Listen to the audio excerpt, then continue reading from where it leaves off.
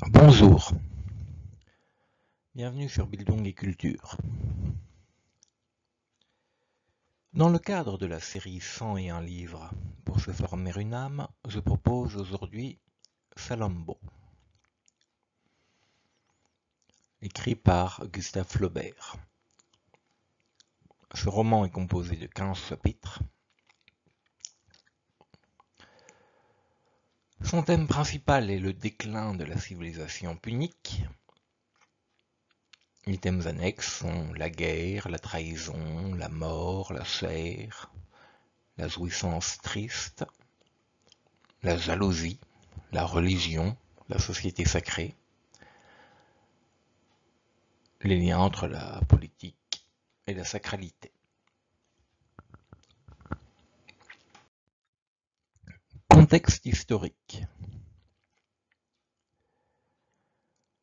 Le XIXe siècle restera le siècle de l'Empire français.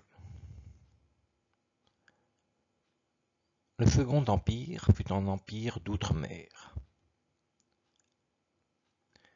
Flaubert, témoin très critique de son époque, saisit au détour de son œuvre tous les travers de l'idéal français. Il oppose Madame Bovary, son roman Madame Bovary, à la vie de province médiocre qui croit dans les progrès de la médecine.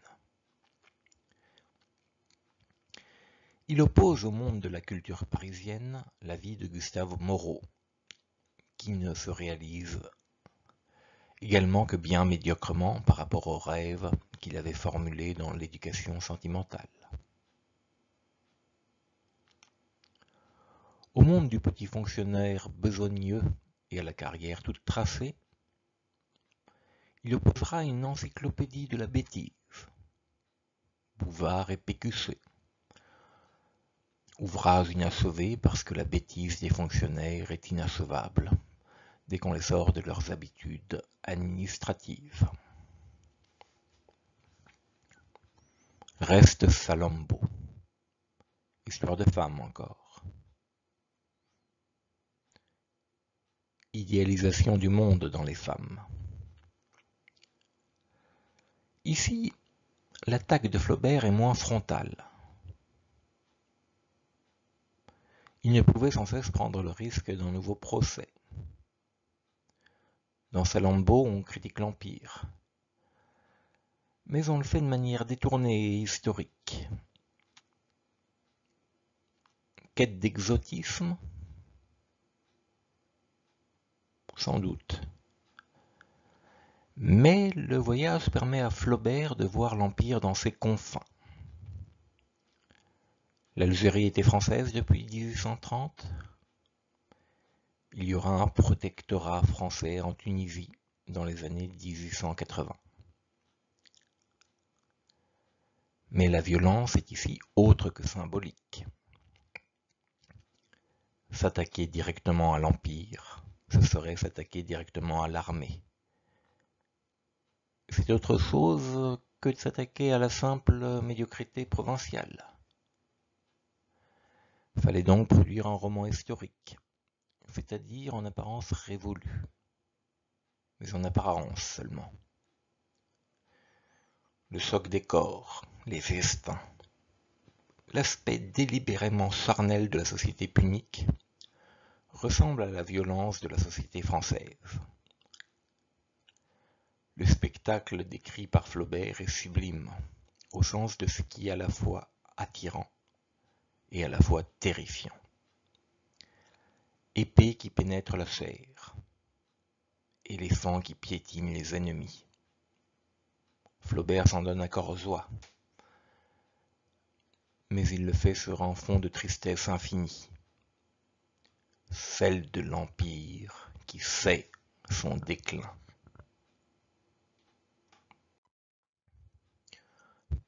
Pourquoi lire ce livre aujourd'hui? Sans doute d'abord parce qu'il est l'une des variantes de l'idée triviale. Nous autres civilisations savons que nous sommes mortels.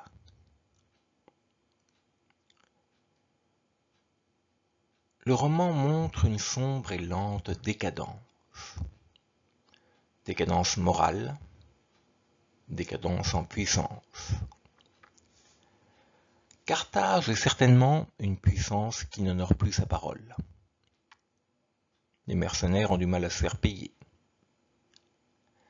La fureur de ces derniers mène à un combat titanesque et voluptueux. Le livre oscille entre un mysticisme voluptueux d'une part, et d'autre part un matérialisme qui l'est tout autant. Il démarre par un festin. On voit des combats de pachydermes, d'hommes qui ne cessent de se lier les uns aux autres par les corps. Mais il passe également par des épisodes religieux, les plus durs comme les sacrifices.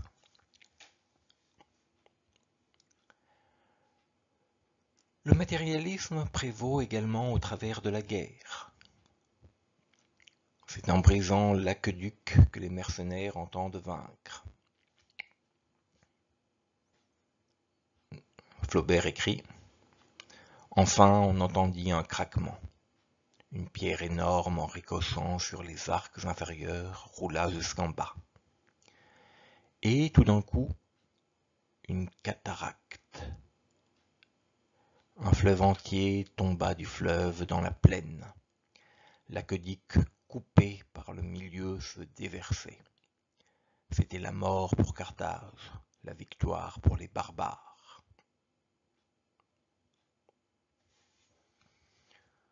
On sait que Flaubert retournera la situation.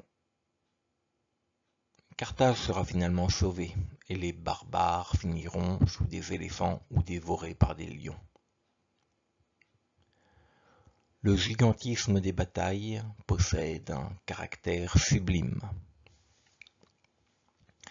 Il montre l'effroi d'un Flaubert qui envisage l'écroulement d'un empire suite à la révolte des barbares.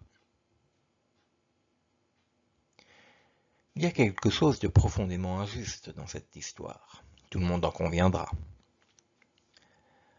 Hamilcar apparaît comme un être foncièrement vil d'un côté, mais également comme un être doué d'une grande intelligence militaire.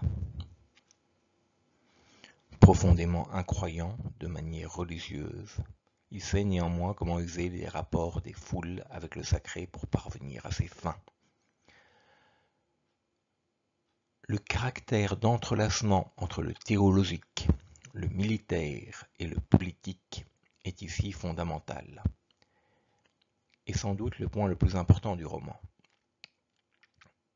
Les rapports des hommes avec Moloch et Tanit expliquent bien le mouvement des masses. Ces dieux maintenant disparus sont sans doute la clé des mouvements des foules dans l'ouvrage.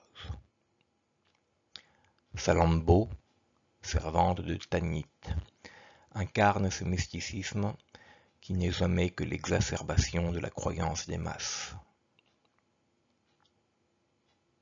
Elle incarne une sorte d'éternel féminin qui a cependant disparu.